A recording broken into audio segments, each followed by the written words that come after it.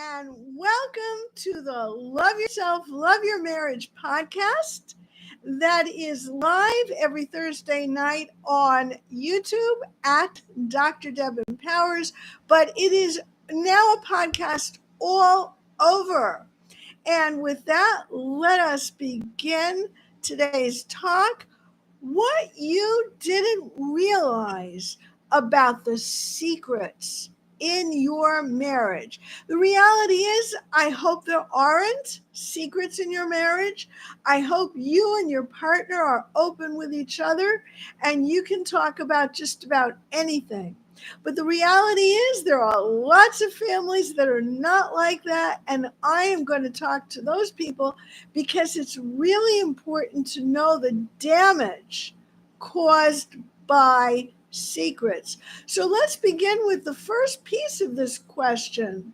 Why would anybody keep a secret? What's the purpose of keeping secrets? And I kind of did some brainstorming and came up with, I said 6. There's really a lot more. Okay. People who keep secrets must be afraid. They must be afraid for some reason to share their truths, whatever those truths are. So one reason, and you guys can chime in anytime with comments, the chat is open. One reason is they'll be afraid to be yelled at, mocked, dismissed, or just not understood. People can actually feel vulnerable to a sense of absolute loss of self and loss of identity, loss of esteem, if they're not understood. It's an amazing thing because in today's world, there's been a lot of lying going on for many, many reasons, whether we're talking about politics or other areas. It seems like people would rather lie about who they are and what their goals are and what their purpose is than to somehow have somebody else know the truth. Maybe they're afraid, or maybe it's a very devious thing where they purposely lie and keep secrets to gain advantage. I've mentioned this before, but I'll tell it again. A true crime story. The original movie called Gaslight is where the word gaslighting came from. And about, 4 months ago, I sat and watched the whole movie so that I would understand what was going on. And it's a real crime story.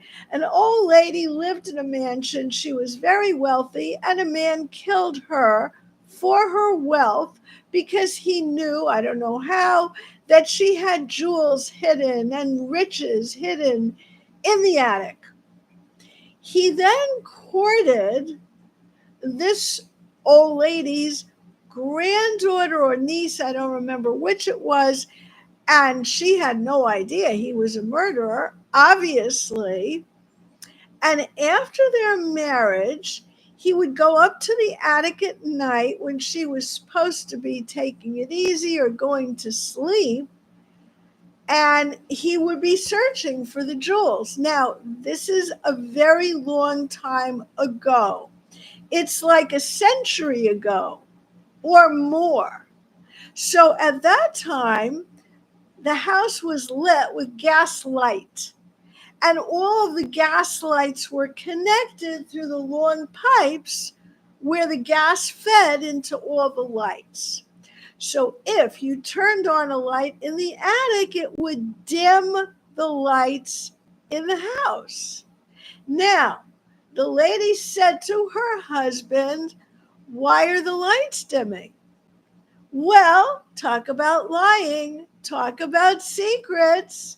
He doesn't want to say to her, "Oh, well, I killed your grandmother and I'm actually looking for her jewels." Obviously, he's not going to do that.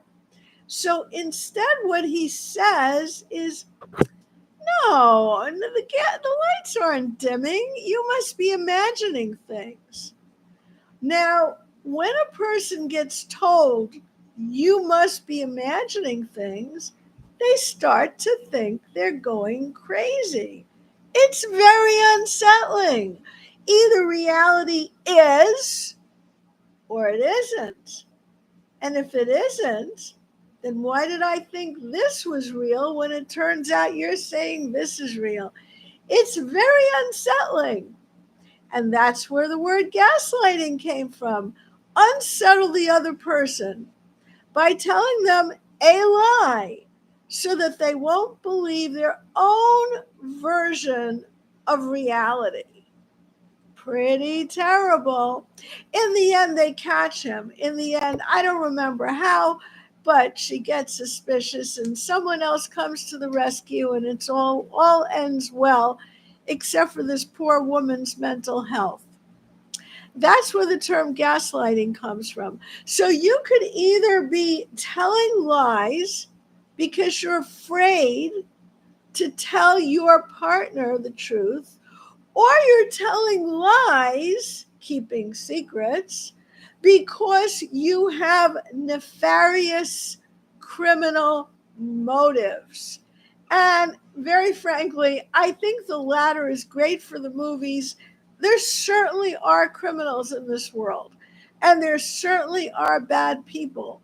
But most people are not married to someone like that. Most people are not married to a hardened criminal who has zero empathy and willing to murder people. If you are, then maybe that's not the right person for you. And maybe you're stuck because it would be very hard to get out of that kind of marriage alive. So, hope my audience is not in that place. So, let's turn to the rest of the category of keeping secrets because you're afraid.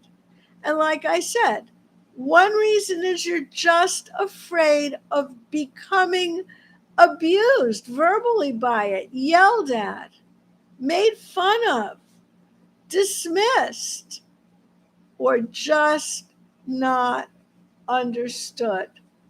And I have to share with you that not being understood can be very painful.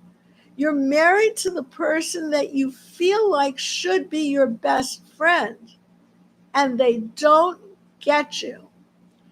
That said, it could be that you're not understood because they really don't understand so much that you haven't shared. And maybe your fear that they won't understand is really not fair to them.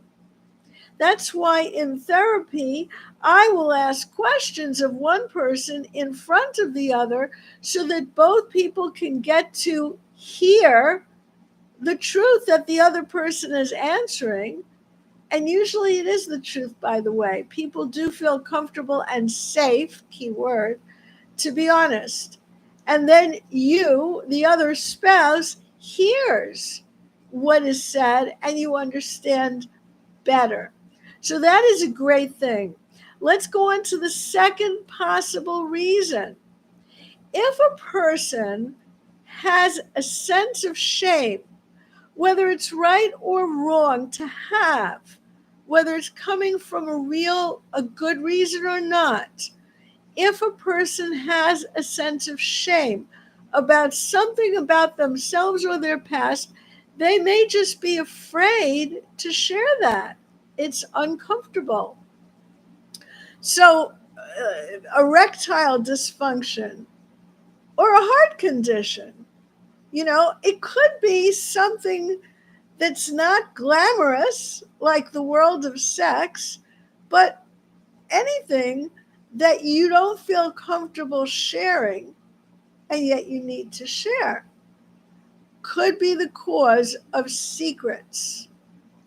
A third reason could be that your family has a shameful history. I used to do what's called genograms as a therapist. It's nothing more than a fancy word for a family tree. You draw a stick and you draw the line and you write all the people, and then the lines down are who the kids are, and then they each marry and there are more kids and so on. And you get a sense of connections, but when you draw it this way, you also ask questions like, are they alive? If they're not, how did they die? And what you can find, which is fascinating, is that certain problems run in families. And that's why they used to think that these things were genetic. But suicide isn't genetic. There's no such thing as a gene for suicide. At least no one has discovered that, to my knowledge. So, what is it if you have a family tree, a genogram, and you see different generations with suicides? Well, this really does back up the idea that the approach to living your life, your attitude, your philosophy, your emotions are not so much inherited as learned. You kind of pick it up from being in the family. You just model what you see. So when you see a lot of suicides or criminal activity or family hospitalizations for uh, bipolar or someone threatening to kill themselves or so on, that could be shameful too. And that could be something that somebody would rather hide. Here's a fourth example of why people would keep secrets. They will be afraid of hurting their spouse. This is a completely opposite thing, that their spouse would feel betrayed if they told them the truth. For example, let's say my spouse hated his mother. He didn't, but making it up. But I became friends with my mother-in-law. We got along great. If I shared that, my spouse might feel that I am betraying him. What am I supposed to do? So I might keep a secret. And there could be other reasons that you have something going on behind your spouse's back that you don't want to tell them. Let's make up another example. Supposing I thought my spouse was terrible in business and I had money and I made an investment with somebody else and didn't tell him because I was afraid the money would be lost if I told him, or he would feel betrayed that I went to somebody else. There again, what am I supposed to do? It seems like I have to keep a secret for fear of hurting my spouse. Number 5, what if I didn't trust my spouse's judgment to handle the information in a way that I thought was healthy, wholesome, and helpful? Let's say in my family, my child, again, this is not the case, decided to transition to another gender. And I love my child regardless of what gender they are. And I want my child to feel my support, but my spouse would become furious or depressed. So I don't tell them. Of course, they'll find out eventually. I was just watching a whole thing with Elon Musk, and I guess you people probably saw this interview where that is exactly what happened to one of his children. And it seems like there is no relationship there, which is very sad. Mr. Musk, I'll help you if you'd like with that, because I'm going to get to the solution at the end. Every one of these things does have a solution. So finally, number 6, I think that's 6. What if you're doing something actually wrong, like you're cheating, or you're using your money to gamble away your wife's life savings or something? Well, that's another reason why people might keep secrets.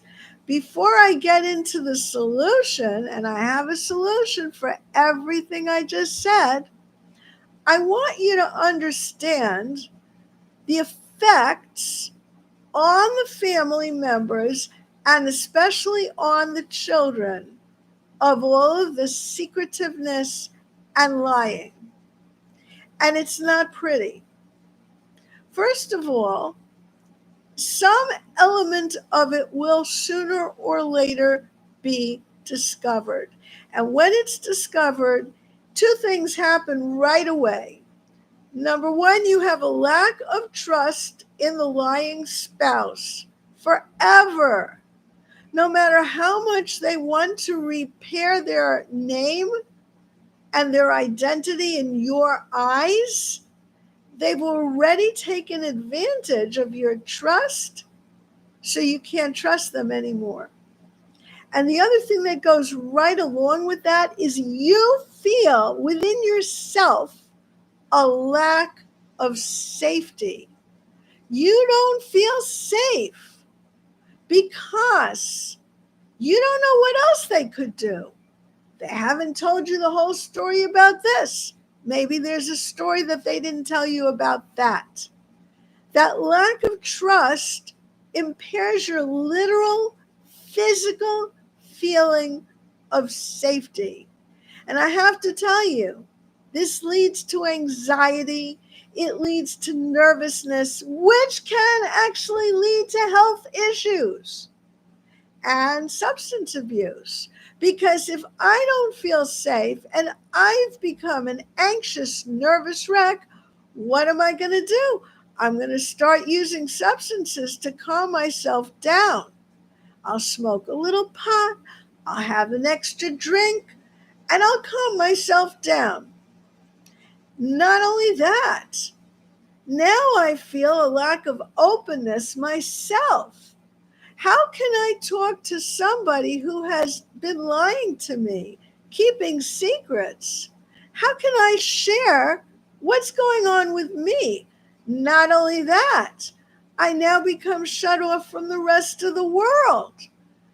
Can I go and tell my best friend that my spouse was taking my money and investing it and losing it in some scheme or the other, whatever the secret was all about? I suddenly feel closed down myself, to my friends, to my family. Not only that, remember we talked just at the beginning of this about gaslighting, and the opposite of gaslighting is reality testing. When you have the ability to talk to someone and compare your sense of things with someone else's sense of things, you prevent gaslighting, but more importantly, you do reality testing. Because generally speaking, you feel, whether it's true or not, that if your friends and your circle sees it the way you do, it must be right. The truth is, it's not necessarily that way, because if your whole circle has been diluted, whether it's your family that's used to keeping secrets, or friends that have the same issues, or political persuasion, or whatever, it could be a group hypnosis. It could be wrong. But you do have more of a sense of reality testing that way. Now, it gets worse. What happens to the children who see this and they can't really comprehend what's going on? Even if they're teenagers, you know, the brain doesn't mature until you're 25. And that's not mature yet, really. that's just the beginning, right? That's when the brain has come to its full development. But then you have to add life experience to it to really become wise. But at any rate, as a starter, the child, whether it's a teenager or a little kid, is going to feel confused. The child doesn't know what's right or wrong. The child doesn't get that there's such a thing as lying, and this is a lie, but that isn't a lie. The child is just confused. Or the child realizes there is a lie going on, secrets going on, which makes the child feel that's normal, that's correct. Either way, what the child lacks is the ability to do their own reality testing, because they don't see two people as sharing information. They don't see the same information being discussed. They have nothing to compare this confusion to, and they can't really take it outside of the house. I've talked to teenagers in exactly that position. They don't want to take it outside the house. They're ashamed and they're a little afraid. They don't know what the other person's going to be responding to that. So the child already has a problem, and then there's more. Let me just check with you guys. I'm interested, please, if you have comments or questions, to chat in. So it gets worse. The child now grows up and gets married, bringing with him or her no tools for a happy, successful marriage, because they didn't get them in their family growing up. No tools. Not only that, because of secrets and the idea that secrets looked normal, they have no reality testing and no awareness of social norms. They can think that what their family did was normal when it's not very helpful in their marriage. It wasn't helpful in the child's marriage growing up, in the child's family growing up with the marriage of their parents, and it's not going to be helpful for them to bring this into their marriage. So this can lead to all kinds of confusion, a lack of being able to get on the same page, a lack of understanding of one another, even a lack of empathy. Think about this.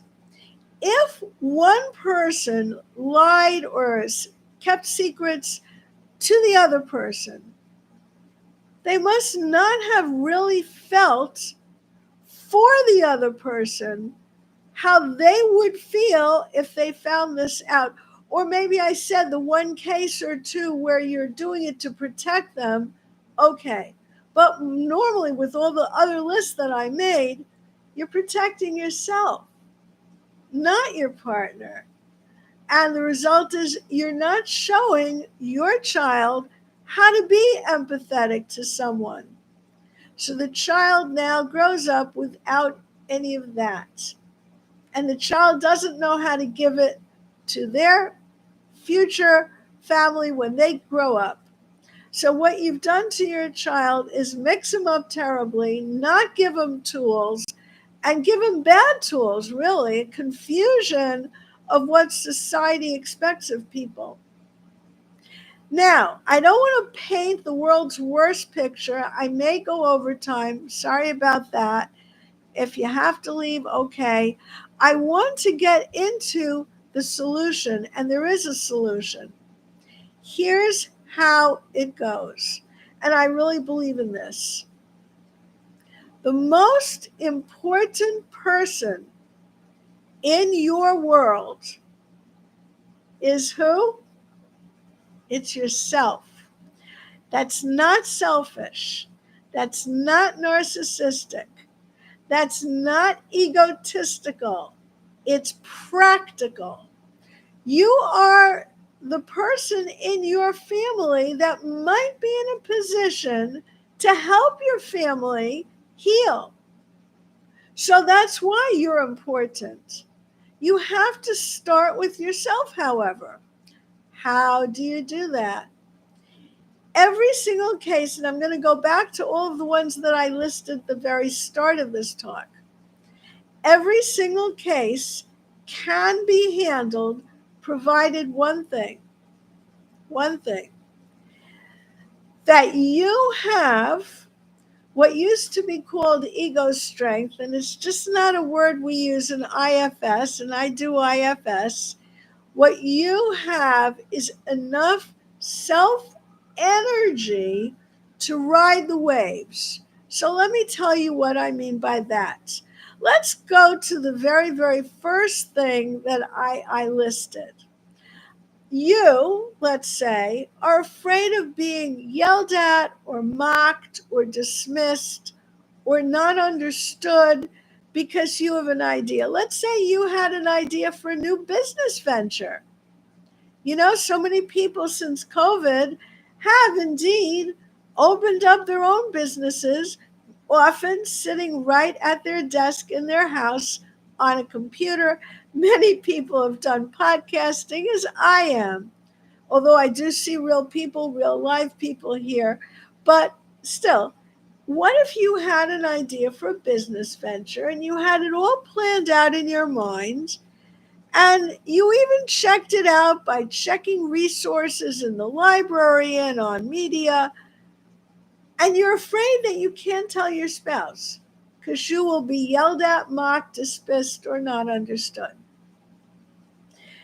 If you work on yourself, which means listen to the previous podcasts in my series here, starting with number 1, if you work on yourself, to have self-energy, that means that you know who you are.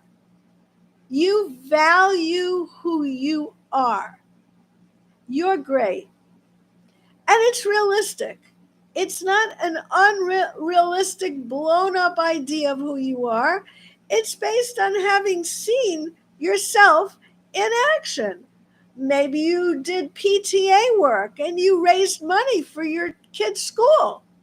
And you were very organized, efficient, on time, and successful. And everybody enjoyed working with you. So you know you have leadership, let's say. So going into business and having this business venture idea might possibly have something to it. True, many businesses fail. But let's say you did enough research to see that it was possible that you might succeed. So if someone doesn't get you, if you have self-energy, would you be thinking, oh man, I'm stupid? No. You would be thinking, they don't get me. Maybe they don't have enough of a background in the business world or in leadership skills that I see that I have. Or maybe they don't want to get me because they're embarrassed that I should do better than them. Who knows?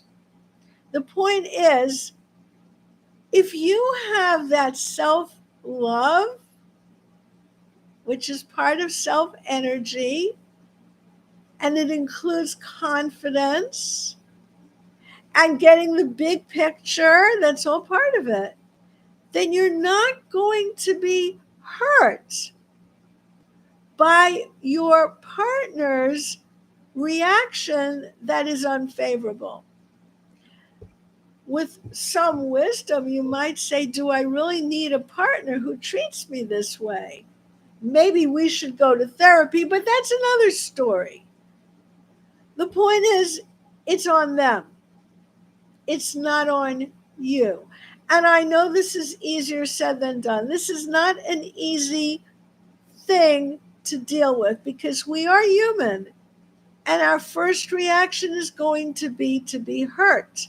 I remember when my husband, may he rest in peace, was at the end, And he was not 100%, I'm sorry to say, for about 3 years. I was hurt by things he said. He didn't say them about me. It doesn't matter who he said it about, but it hurt terribly. So maybe I didn't have enough self-love. Maybe I didn't have enough reality testing, see, because I was in denial about my husband's mental state, which is also understandable. When you've been with someone a very long time, you can't agree that they're deteriorating necessarily. The point is, this is a very good example of where self-energy would be a protector for me to not take it personally. So I think I had self-energy, but maybe I lacked the reality testing about him. Another example I gave is shame. Maybe a person has a condition they don't want to share because they're ashamed. Well, if you have self-energy, there's no room for shame there.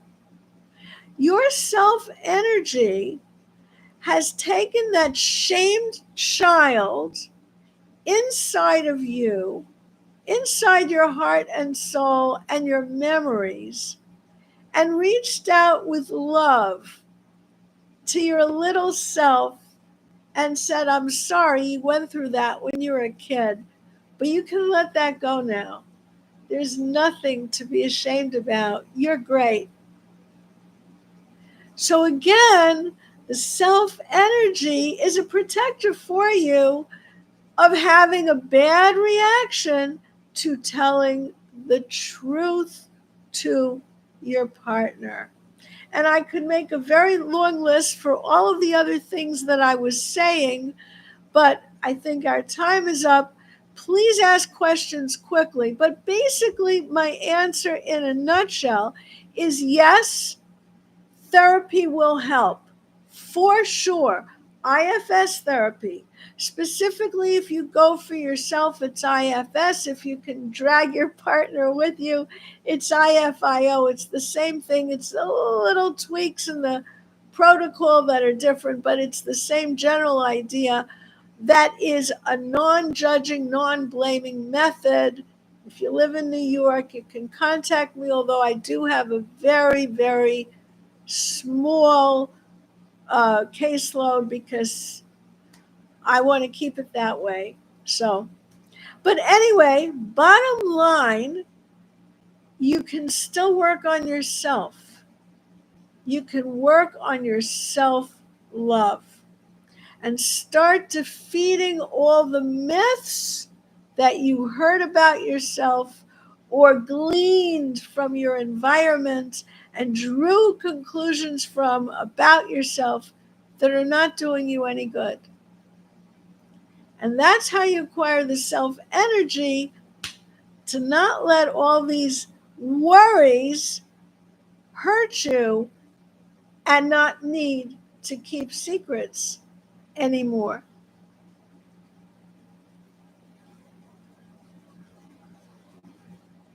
I'm waiting again for the chat quickly.